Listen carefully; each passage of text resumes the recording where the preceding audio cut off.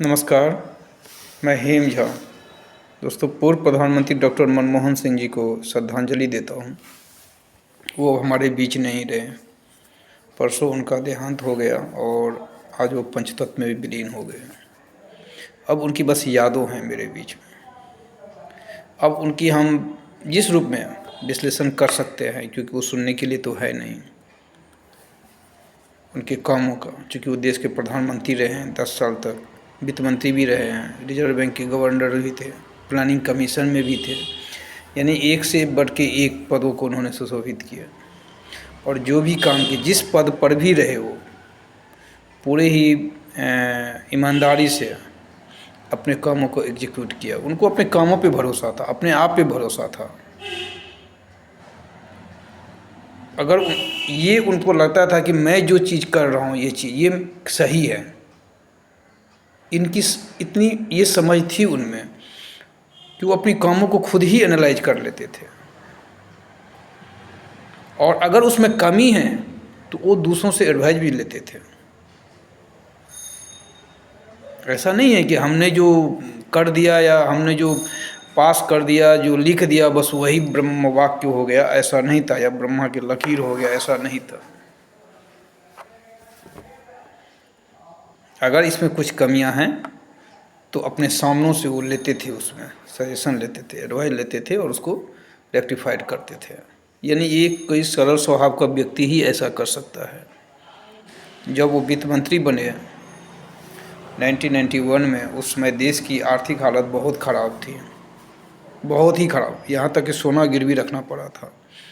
उस दौर में उस चरमराती हुई अर्थव्यवस्था को बाहर निकालने का जिम्मा इन्हीं को मिला था, और इन्होंने वो कर दिया कि अर्थव्यवस्था उससे बाहर तो आ ही गई, बल्कि उसके आगे इस देश को वो मुकाम पे लाके खड़ा कर दिया कि आज हमारा देश दुनिया की 5th लार्जेस्ट इकोनॉमी है। इसकी जड़ें वहीं पे हैं, उन्हीं का किया धरा था। उदारीकरण, new economic policy, privatisation, globalisation, ये जो हैं उदारीकरण, निजीकरण, वैश्वीकरण, इन्होंने एक लाइसेंसी राज को ख़त्म कर दिया और बाहर की कंपनियां हमारे यहाँ इन्वेस्ट करने लगी। इससे एम्प्लॉयमेंट बढ़ा, रोजगार बढ़ा, लोगों के पास पैसे आने लगा, पैसा आया तो परचेजिंग पावर बढ़ा, लोग परचेज करने लगे और लोगों का लाइफ स्टाइल चेंज हो गया।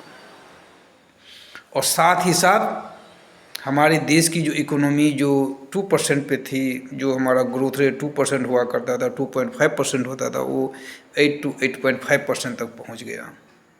एक मिडिल क्लास इस देश में उस 90 से लेके अब तक के दौर में एक मिडिल क्लास ने जन्म लिया, एक नया वर्ग जनरेट हुआ इस देश में। आज जो कुछ हम ब्रांडेड देख रहे हैं, इसकी शुरुआत वहीं पे है। तो इसके लिए जो क्रेडिट है, credit goes to doctor Manmohan Singh. इसमें कोई मतलब या इफ बट नहीं हो सकता है, ये सब इन्हीं का किया था।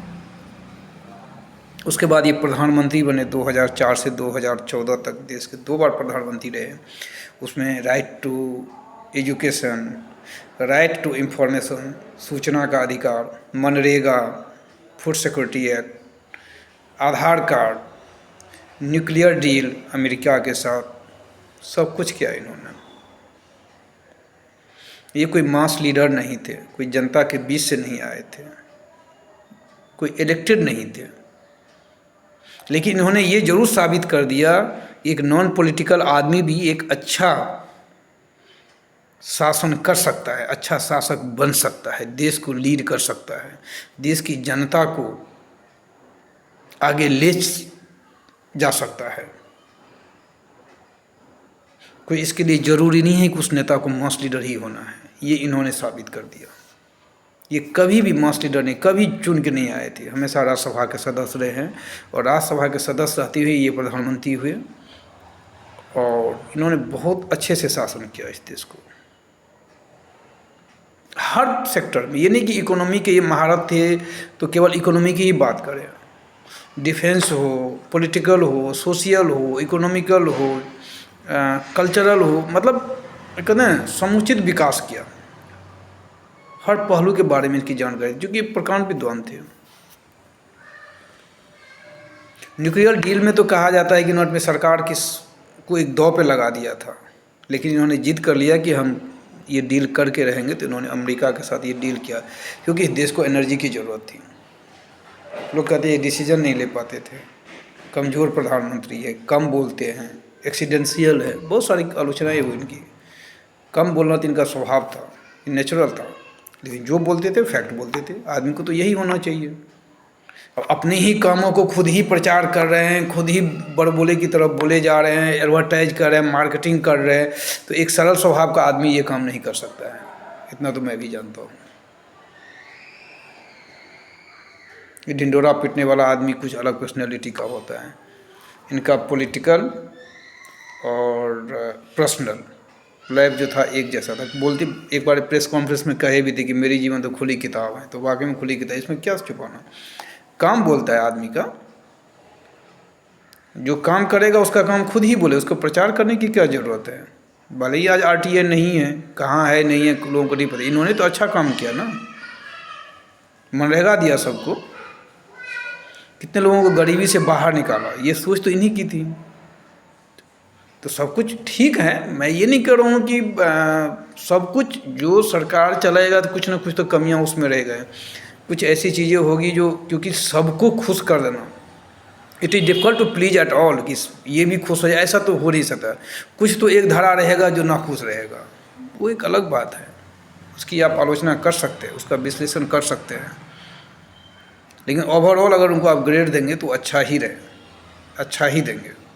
उनका टर्म अच्छा गया था। बाद के उनके सेकंड टर्म का जो बाद का 2-3 साल था, जिसमें अन्ना हजारे का आंदोलन हुआ, तो वो भी तो वाहियात, मतलब बेकार का ही था, फेक था वो आंदोलन, कुछ भी नहीं था।